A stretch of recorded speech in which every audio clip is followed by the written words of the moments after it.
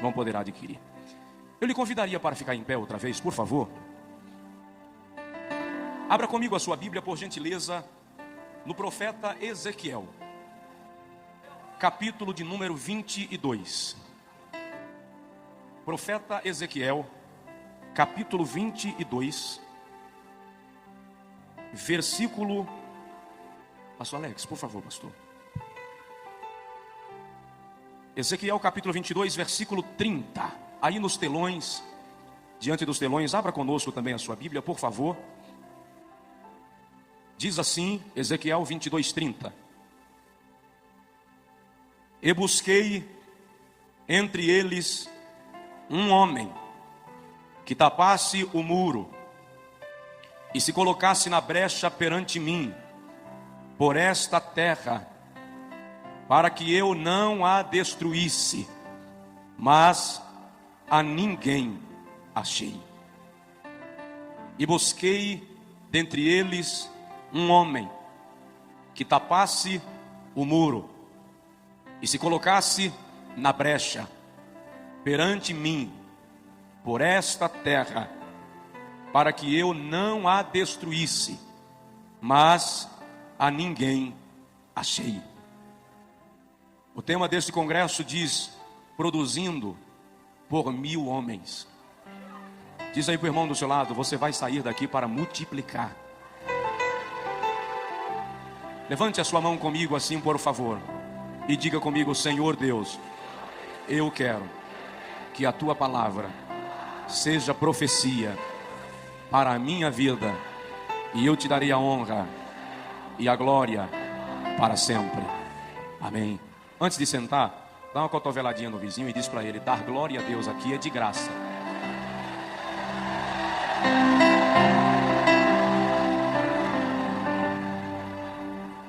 Pastor Alex, que esteve em contato comigo, pastor Germano, muito obrigado, amados. Deus abençoe.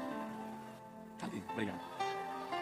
Eu gostaria de, nesta manhã, refletir com os irmãos sobre o homem que Deus procura. O homem que Deus procura.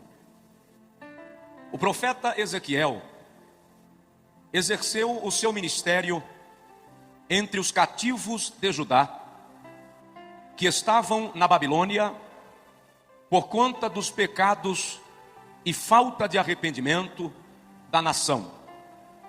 No capítulo 3 do livro do profeta lido, quando o Senhor Jeová o chama para profetizar ao povo, o Senhor também deposita sobre Ezequiel um grau de responsabilidade, na qual o Senhor diz ao profeta: se eu te mandar falar a alguém sobre o seu pecado, e tu não falares, e ele morrer na sua transgressão, o seu pecado ou a sua alma eu requererei de ti.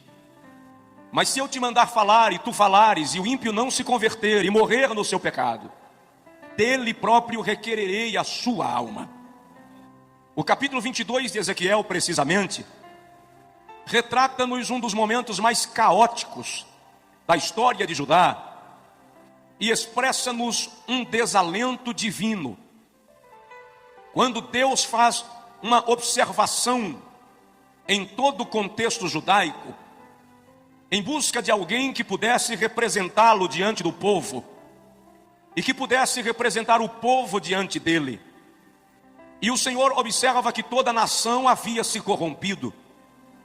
Filhos não obedeciam aos seus pais. Genros, noras, sogros e sogras já não tinham parâmetros morais. A nação estava completamente submersa na idolatria. As 3 principais classes de pessoas em Israel eram os reis, profetas e sacerdotes. E o Senhor foi à corte em busca de um rei, de um príncipe, de algum descendente da linhagem real, que pudesse representar o povo. Mas o texto diz que os príncipes estavam com as mãos manchadas de sangue, tomados pela violência, pela injustiça, pela corrupção. Então Deus deixa a corte e vai ao templo, em busca dos sacerdotes. Os sacerdotes eram representantes de Deus, ou representantes do povo diante de Deus. Mas o Senhor se surpreende quando observa que os sacerdotes também não eram fiéis. Eles ofereciam manjares detestáveis no altar de Deus. O seu sacrifício era rejeitado por Deus. Como os sacerdotes não estavam em condição de representar o povo na brecha, o Senhor então vai às montanhas em busca dos profetas. Enquanto os sacerdotes eram representantes do povo diante de Deus, os profetas eram representantes de Deus diante do povo. Mas o Senhor observa que os profetas eram mentirosos, transmitiam mensagem a bel prazer, para agradar as pessoas que lhes ouviam. É quando o Senhor percebe que nem reis, nem sacerdotes, nem profetas estavam em condição, que ele cochicha com Ezequiel e lamenta, e diz: eu busquei entre eles um homem que tapasse o muro, e estivesse na brecha perante mim por esta terra, para que eu não a destruísse, mas a ninguém achei. É uma tragédia quando o pecado, a corrupção, consegue se estabelecer no meio do povo de Deus, de tal forma que o Senhor não encontra ninguém capaz de interceder, de liderar um movimento de arrependimento e conversão, de conduzir o povo de volta ao avivamento. A igreja moderna está tendendo, está caminhando num rumo de secularismo, num rumo de vaidade e de pecado tão perigoso, que nós estamos começando a nos silenciar como aqueles homens de Judá. Só há uma diferença, é que naqueles dias o Espírito Santo não morava neles. O Espírito Santo vinha sobre eles e depois voltava. Hoje, porém, na dispensação da graça, o Espírito Santo está em nós. Outro dia eu ouvi um pregador dizer que se faltarem homens, Deus vai usar jumenta. Eu disse para ele: no Brasil jumenta não fala, porque Deus tem homens e mulheres comprometidos com Ele para profetizar a sua palavra. Quando Golias desafiou a Israel para pelejar, em 1 Samuel capítulo 17, Golias disse: se houver em Israel um homem capaz de lutar comigo e vencer, eu e os filisteus seremos vossos escravos. Golias não estava desafiando uma nação, ele estava querendo um homem. Quando Charles Spurgeon pregava em Chicago, ele disse: o mundo ainda não viu o que Deus pode fazer por meio de um homem que entregar-se nas suas mãos sem reservas. Levantou-se um jovem do final do auditório, veio em direção ao pregador, de pequena estatura, rechonchudo, e ele disse ao pastor Spurgeon: eu quero ser este homem que o senhor acaba de falar. Spurgeon orou por ele. Dwight Lyman Moody é o nome daquele jovem que antes de morrer ganhou para Jesus mais de 1 milhão de almas. Deus está procurando um homem. Quando a seleção brasileira vai jogar, o Brasil para. Se for final de Copa, as fábricas fecham mais cedo. Na Copa lá do Oriente, quando os jogos eram transmitidos aqui pela madrugada, eu vi aeroportos lotados diante de televisores, terminais rodoviários, gente que não dormia de madrugada para assistir o jogo do Brasil. Se 11 homens atrás de uma bola conseguem parar uma nação, imagina uma igreja cheia do poder de Deus, o que é capaz de fazer.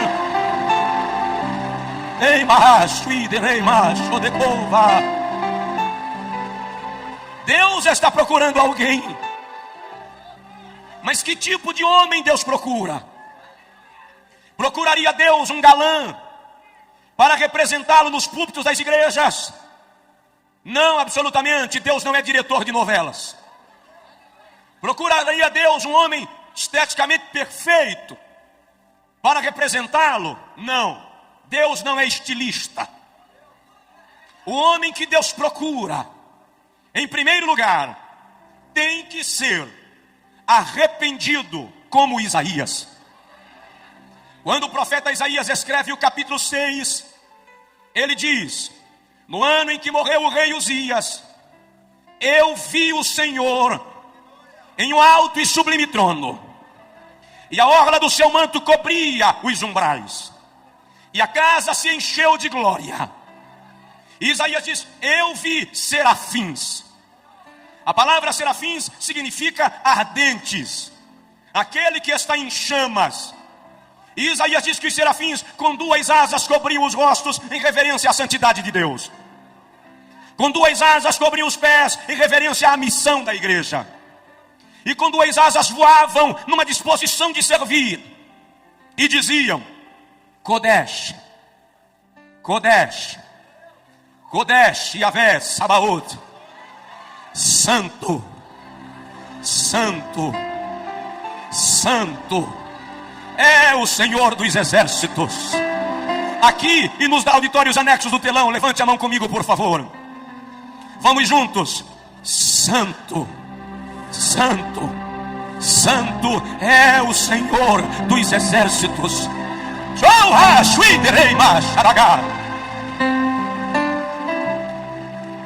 Quando Isaías viu aquilo, ele caiu e disse: ai de mim, que vou perecendo, porque eu sou um homem de lábios impuros, e habito no meio de um povo de impuros lábios, e os meus olhos viram o Rei, o Senhor dos exércitos. Quando ele prostra-se, ele vê que o anjo voa do altar com uma tenaz e uma brasa nela, e toca nos lábios do profeta, e diz: perdoado é o teu pecado e a tua iniquidade retirada. É aí que Isaías ouve o Senhor declarar: a quem enviarei? E quem há de ir por nós? Deus não pode usar um homem que não se arrepende. Sinceramente, querido, Deus não espera que você não peque. Deus não espera que você não falhe. Mas Deus espera que você não permaneça no pecado. Salmo 32:5, o salmista diz: confessei-te o meu pecado e a minha iniquidade não encobri. Salmos 66, 18 e 19, ele diz assim: se eu tivesse guardado o pecado no meu coração, o Senhor não teria me ouvido, mas graças a Deus que o Senhor atendeu a voz da minha oração. Nós estamos vivendo dias distintos de Deus, que o Espírito Santo vai gerar na igreja uma sede de pureza, de santidade, que vai fazer com que o pecado comece a sair de entre nós. Ninguém se engane, a figueira vai balançar, o dono da casa vai varrer a casa, e vai achar a dracma perdida, e vai nos comprometer mais com ele. A Bíblia diz que há dois advogados que trabalham 24 horas em torno do nosso nome. Está escrito em Apocalipse capítulo 12, versículo 9, que Satanás, de dia e de noite, nos acusa diante de Deus.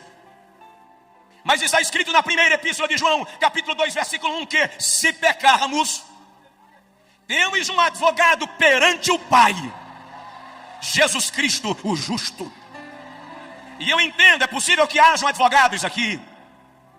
Eu entendo que quando Satanás chega lá em cima e diz: meritíssimo juiz, o Josué falhou. Olha, aquele homem lá que pastoreia, aquela pastora, aquele jovem, ele infringiu tua lei, é réu de juízo. Quando o juiz pega a sentença e olha, o nosso advogado de defesa bate a mesa e diz: protesto meritíssimo, eis nas minhas mãos marcas dos cravos, e do lado marca da lança, por onde derramei sangue para purificar este homem, esta mulher. Dá uma sacudida no teu vizinho e diz para ele: alegre-se, Jesus lhe perdoou. Alegre-se, Jesus lhe perdoou.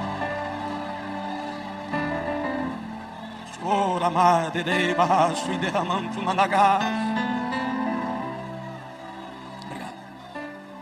Segundo lugar, Deus está procurando um homem quebrantado como Jeremias. O Senhor não suporta dividir sua glória com ninguém. A glória é uma propriedade exclusiva de Deus. Salmos 51, 17, o salmista diz: o sacrifício aceitável a Deus é um coração quebrantado. E a um coração quebrantado e contrito, tu não desprezarás, ó Deus.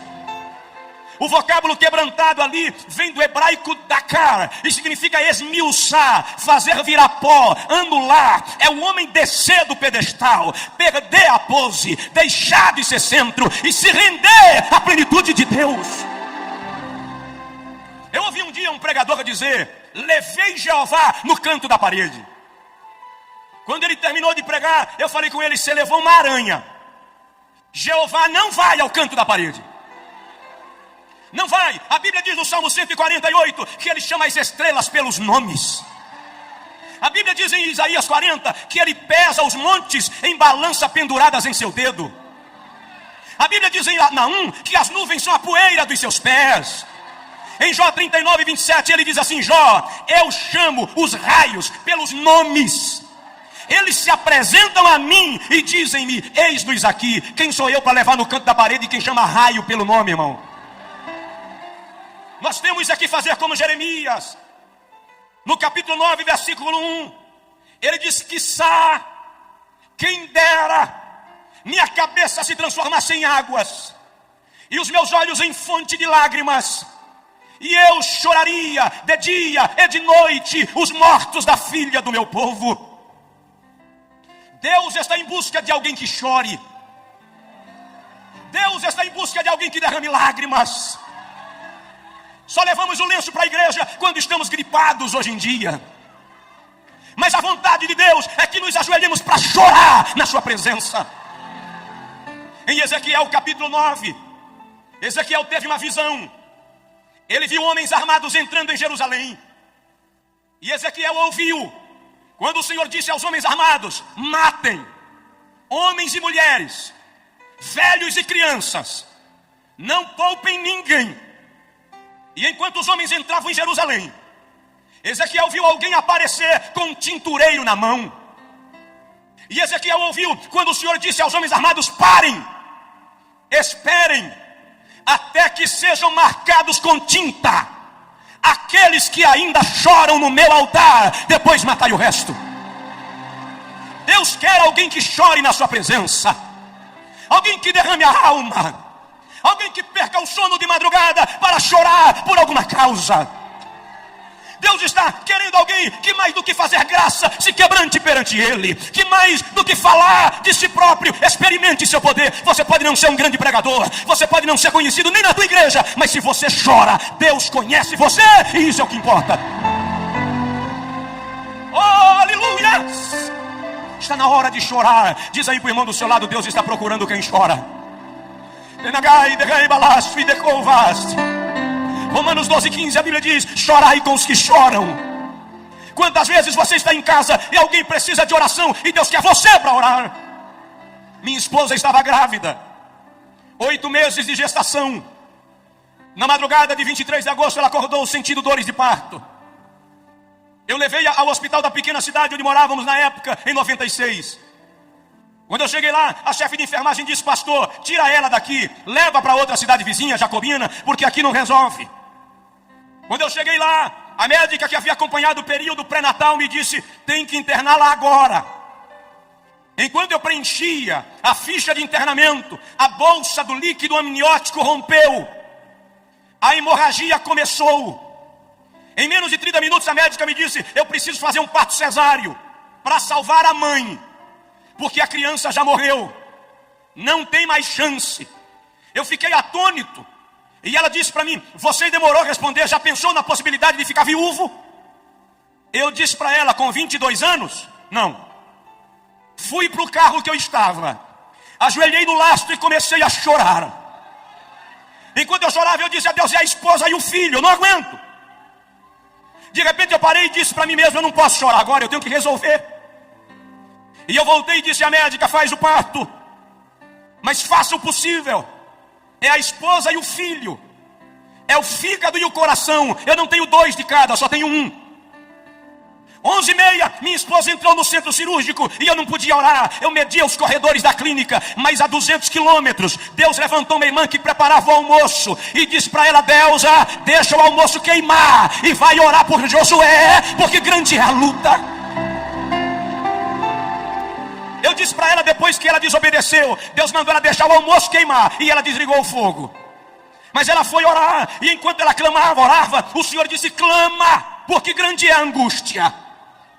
2h25 da tarde, o Senhor falou com a irmã Deusa: levante, que eu já fiz o milagre. 2h30, o pediatra saiu do centro cirúrgico e ele não falava, ele gritava, ele dizia assim: Deus está nesse lugar, Deus fez um milagre, Deus fez um milagre. Eu perguntei: doutor, como é que está minha esposa? Ele me segurou e disse: eu estou te dizendo que Deus fez um milagre, a tua esposa está bem e o teu filho fora de perigo, porque Deus é fiel.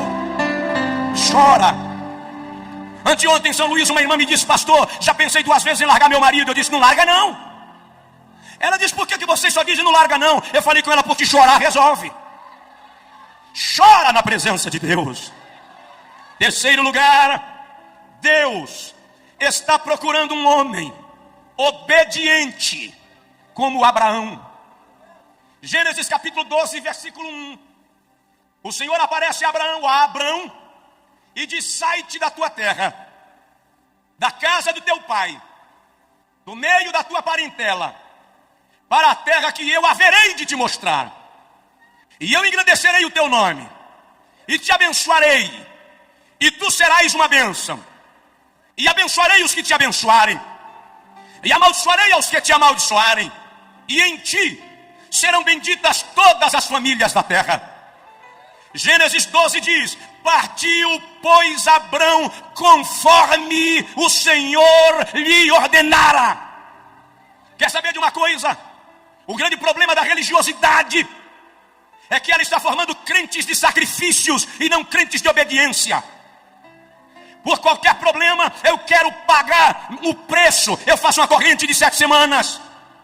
Eu faço 7 vigílias. Por qualquer coisa, eu faço uma campanha de jejum. Não pelo prazer, pelo sacrifício. E depois tem irmão que diz assim: eu recebi porque paguei o preço. Se fosse para eu pagar o preço, o Calvário não existiria. Quem pagou o preço foi Jesus. Tu recebes pela graça. Eu não estou dizendo para você não jejuar, não. Jejue. Faça campanhas de oração, faça corrente, não tem problema. Mas não faça pelo sacrifício, faça pelo prazer de estar na presença de Deus. Faça pelo prazer de se comungar com Deus. O outro problema hoje é que muita gente que quer obedecer a Deus está querendo garantias palpáveis, está querendo saber qual vai ser o retorno. E nesta noite eu quero lhe dizer, desta manhã, que Deus não dá garantias palpáveis a ninguém. Obedecer a Deus é questão de fé. Se você crê nele, ele cuida de você. Dá uma olhadinha no teu vizinho e diz para ele: obedeça. Irmão, se Deus lhe mandar sentar, nem olhe se tem cadeira, sente. Se Deus lhe mandar ir, vá, porque ele vai contigo. Homens obedientes como Abraão. Em quarto lugar, Deus está procurando homens, além de arrependidos como Isaías, quebrantados como Jeremias, obedientes como Abraão. Ele está procurando homens restaurados como Pedro. Não funciona, querido, maquiar a vida espiritual e se apresentar como se fosse teatro. A vida cristã não pode ser movida de atrizismo, de representação, de hipocrisia. A vida cristã não pode ser como carro velho, enferrujado, de pneu liso, motor batido, que você reforma a chaparia, pinta o carro, coloca pneu novo e deixa o motor queimando óleo. Eu posso até enganar você com a minha aparência, mas eu não poderei enganar aquele que conhece e sonda os corações dos homens. É por essa razão que Deus quer nos restaurar de dentro para fora. Eu lembro agora de um grande amigo de Jesus, Pedro. Pedro falhou feio com Jesus. Jesus já estava sendo julgado e Pedro estava se aquecendo lá fora. De repente alguém olhou para Pedro no meio do círculo e disse: você parece com o Nazareno. Pedro disse: nunca ouvi falar. saiu para o vestiário. Quando chegou lá, a empregada de Pilatos, arrumando os armários, olhou para Pedro e disse: eu acho que já vi você andando com o Nazareno. A Bíblia diz, Lucas diz, que Pedro saiu resmungando, reclamando. Eu imagino Pedro nervoso, dando tapa na parede. Enquanto ele passou reclamando, alguém disse: a tua fala te condena. Crente até nervoso parece crente. Lucas diz que quando Pedro negou a terceira vez, só Lucas dá esse detalhe, ele diz que Jesus olhou para Pedro. Jesus não disse nada, apenas olhou para Pedro. O olhar de Jesus arrebentou Pedro. E Pedro foi chorar amargamente. Andei com ele 3 anos e o neguei. Eu caminhei sobre as águas. Fui eu quem tirei a moeda da boca do peixe. Como é que eu posso ter negado? E Pedro chora. Mas Jesus ressuscitou. Ele não ficou no túmulo. Quando Jesus ressuscita, Marcos 16, as mulheres vêm, voltam correndo com a notícia, e Maria Madalena fica lá. De repente aparece o mestre e diz: Maria. E ela diz: Rabi, Rabone, Raboni, mestre, meu mestre, meu bom mestre. E Jesus diz: não me toca, Maria, vai para lá e diz aos meus discípulos e a Pedro que eu vou para a Galileia. Por que Jesus disse e a Pedro? Por que não e a João, que ficou ao pé da cruz até a última hora? Porque Jesus sabia que Pedro não teria coragem de encará-lo. E eu imagino Maria chegar na reunião dos 12 e dizer: olha, eu vi o mestre. Ele me disse que é para a gente ir para a Galileia, que lá ele vai conversar com a gente. E você, irmão Pedro? Sim, irmã Maria, Jesus disse que você não pode faltar lá.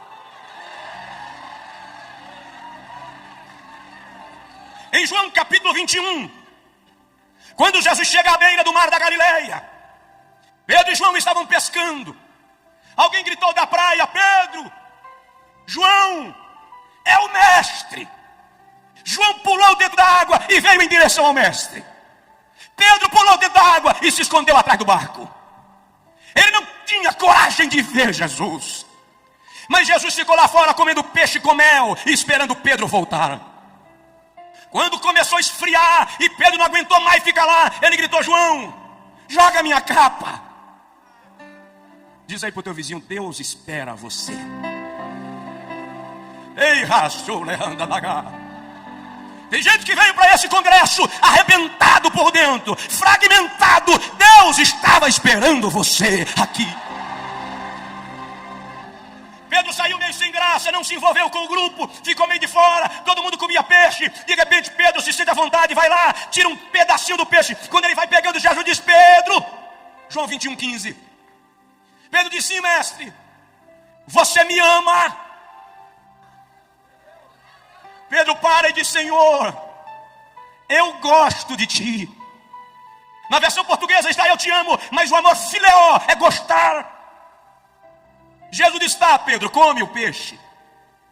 Pedro come, se sente já meio à vontade, vai pegar de novo um pedacinho de peixe. Quando vai pegando, o mestre diz: Pedro, sim, senhor, você me ama, Pedro? Senhor, eu gosto muito de ti, agapaó. Come, Pedro. E Pedro vai comendo e vai se envolvendo. Quando ele vai de novo, o mestre diz: Pedro, sim, senhor, você me ama? A Bíblia diz que Pedro entristeceu-se. Mas aquela tristeza é porque Jesus atingiu a ferida de Pedro. Jesus chegou no problema de Pedro. Ele tirou o cascão. Pedro olhou para o mestre e disse: Senhor, tu sabes que eu te amo. Jesus estava restaurando Pedro. Jesus estava refazendo a vida de Pedro.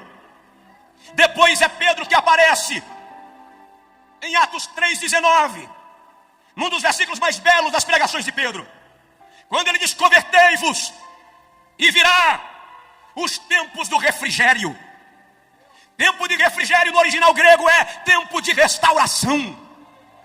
Deus não lhe chamou para viver despedaçado e no prejuízo da fé. Ele quer restaurar a tua vida. Deus quer restaurar as tuas emoções, curar a tua alma.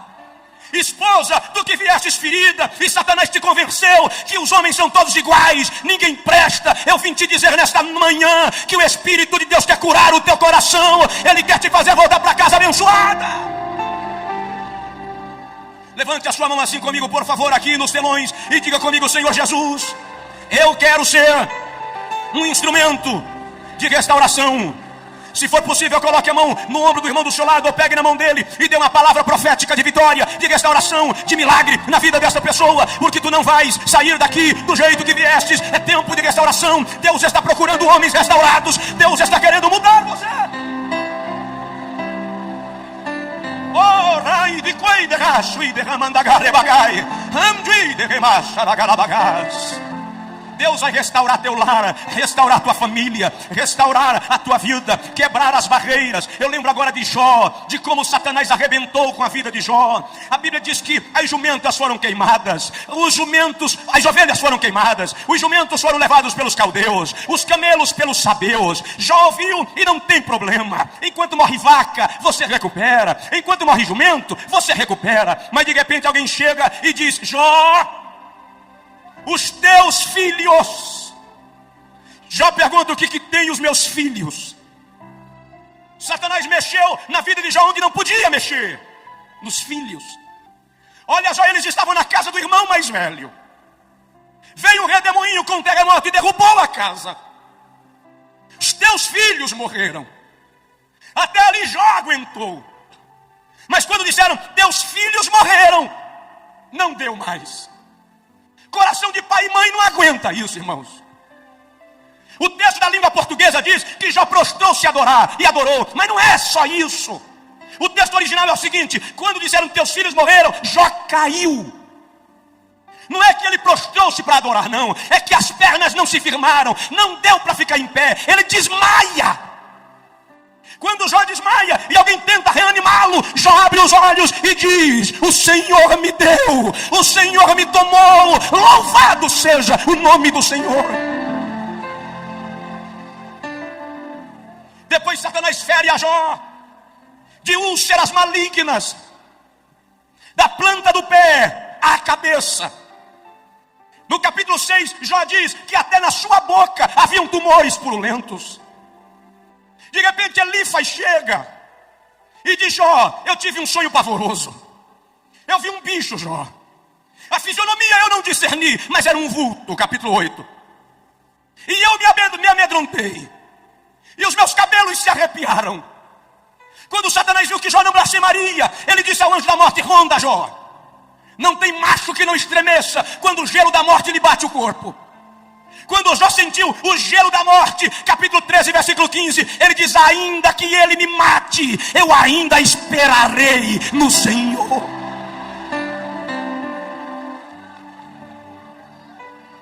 Os amigos de Jó chegaram e disseram: Jó, você pecou. Você deve ter feito algo grave para estar nessa situação. E eles começam a discorrer sabedoria. E o livro de Jó é um dos mais ricos em sabedoria e em ciência.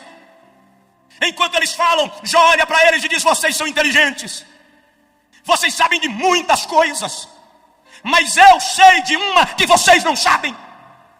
Jó, nessa situação, você consegue saber de quê? Eu sei que o meu Redentor vive, e um dia ele se levantará sobre a terra. Dá uma sacudida no teu vizinho e diz: o Redentor se levantou para você. O Redentor se levantou para você. O Redentor se levantou para você. Eu já vou terminar. Oh, abagamandama, suite paz. Sabe de uma coisa que eu quero citar nesta manhã, que não estava naquilo que eu planejava, mas me veio agora. Diz aí para o seu vizinho: Satanás não pode tocar em você. Mas ele tocou em Jó, pastor. Vou lhe mostrar que ele não pode tocar em você. Eu li o livro de Jó versículo por versículo. Estudei versículo por versículo. Eu queria entender por que Deus permitiu aquilo. Eu observei, por exemplo, que por 33 vezes Jó pergunta a Deus por quê. Nem ele entendia. Por 16 vezes Jó lamenta o seu estado. No capítulo 16 ele diz: a minha face está inchada de chorar a falta daqueles que rodeavam a minha mesa, os filhos. No capítulo 11 ele diz: a minha pele se me apega ao corpo, porque aqueles que alegravam a minha casa já não estão comigo.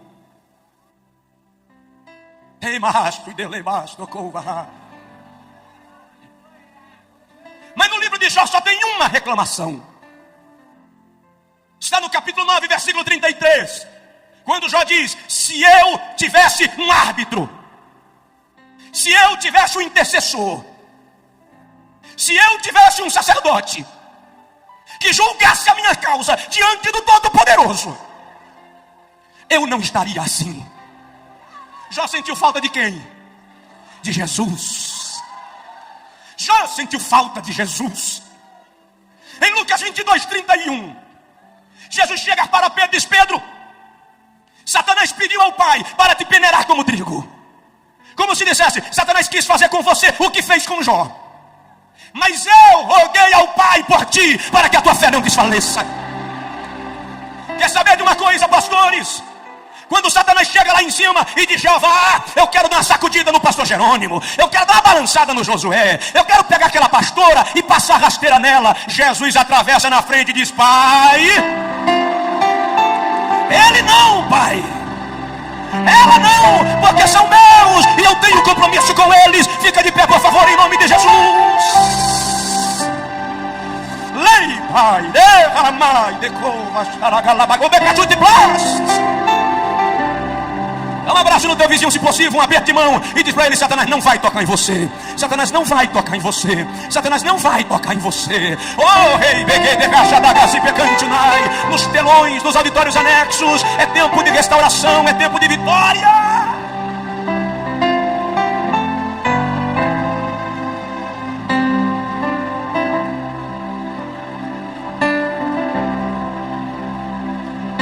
Eu vou terminar. Deus procura um homem adorador como Davi. Diz aí para o teu vizinho: a tua vida tem que ser uma adoração. Deus está procurando alguém que o adore. A Bíblia diz que o Pai procura verdadeiros adoradores que o adorem em espírito e em verdade. Eu não vou tomar mais tempo nesse tópico da mensagem, porque eu quero orar com você. Mas adorar é mais do que levantar a mão. Adorar é mais do que dançar. Adorar é mais do que pregar. Adorar é proskeneu, submeter-se, prostrar-se e homenagear. A minha vida tem que ser uma homenagem a Deus. O meu dia a dia tem que ser uma homenagem a Deus. Você não adora só quando está na igreja. Você adora quando paga suas dívidas. Você adora quando sai com a tua esposa. Você adora quando brinca com teu filho. Você adora na maneira de se vestir. Você adora na maneira de falar. Você adora porque Deus é digno de adoração. Sabe o que eu lembro agora? Apocalipse 4:8. João diz que 4 seres viventes do lado do trono dizem: Santo, Santo, Santo é o Senhor Deus nosso, o que era, o que é e o que há de vir.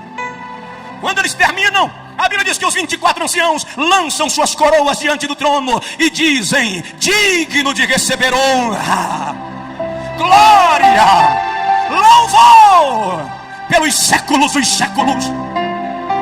Quando eles terminam, a Bíblia diz que vem um coral de anjos, formado por miríades de miríades e milhares de milhares.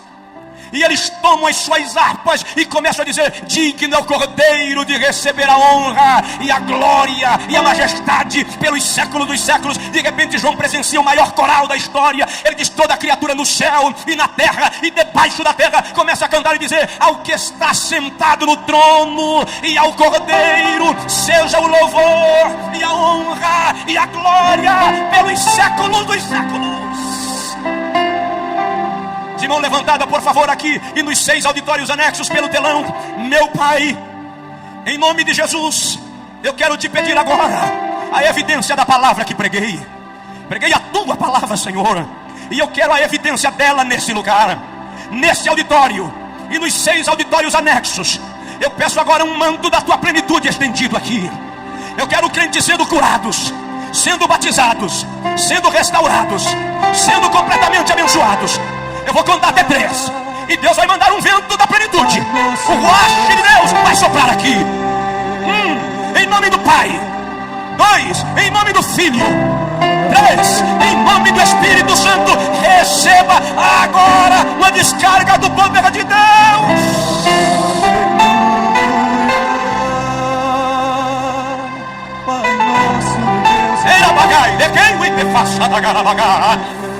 Deus está procurando um homem. Deus está procurando você. Ele te encontrou hoje de manhã. Receba a graça. Louve, adore, adore, adore, adore, adore, adore, adore, adore, adore, adore, apenas adore, apenas adore, apenas adore. Tem gente que não está aguentando o poder de Deus, está ajoelhando, está caindo, está se prostrando lá nos auditórios anexos, pelo teu nome. Receba a plenitude do Espírito de Deus na sua vida. Receba o Espírito de Deus enchendo sua vida.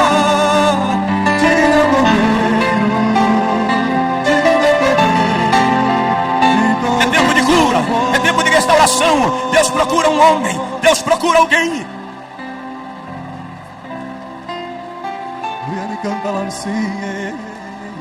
Quem pode, cante, toda a igreja. Aleluia. Todo auditório aqui e nos anexos. Comece a exaltar. O Pai procura verdadeiros adoradores. Aleluia. Santo és tu, Pai nosso em Deus e poder. aleluia. Toda a igreja num grande coral. Aleluia. Santo, Santo. recebe, Pai. Oh, triuno Deus. De glória e de poder, digno Cordeiro, Ei, Manasfi. digno Cordeiro, toda glória. Adore, adore, adore, adore. Lá em cima, adore. Aqui, no auditório, nos anexos, pelos telões, aqui na plataforma. Adore. Ele é digno, ele é digno, ele é digno. De todo louvor. Ei, Pai, venha, filha. Deus de glória e de poder, digno Cordeiro, Oh, por favor, digno Cordeiro. por favor. Antes de eu devolver o microfone, aqui e nos telões, por favor, eu gostaria que você agora abençoasse com uma oração a vida da pessoa que está do seu lado. A Bíblia diz sem contradição alguma, o menor é abençoado pelo maior. Maior aqui é Jesus. Nós somos apenas servos seus, filhos, amigos. Mas eu gostaria que você orasse pela pessoa do seu lado. Ministra sobre ele agora. Lá no telão vai haver uma corrente de poder de Deus nesse lugar, que vai passar de vida para vida aqui. Deus está curando agora. Tem gente aí que está recebendo cura divina agora. Você vai sentir a mão de Deus tirando a enfermidade do teu útero. Vai sentir a mão de Deus tirando a enfermidade do teu corpo, do teu coração, da corrente sanguínea. Aleluia, pastor Jerônimo, pastores que coordenam esse seminário. A plenitude de Deus continue sobre as vossas vidas. A unção de Deus continue sobre vós. Pastores que ministraram nesse seminário, os que ainda estão aqui, os que já foram, a mão de Deus continue sobre vocês. Os que ainda vão ministrar, a graça de Deus venha sobre a vossa vida. Pai nosso e Deus. Ei, barabadagachei, degremas, adabagai. Aleluia, pastor Flamarion. Adibedagachei, degandagai. Adore, adore, adore, adore, adore, adore, adore, adore, adore. Santo.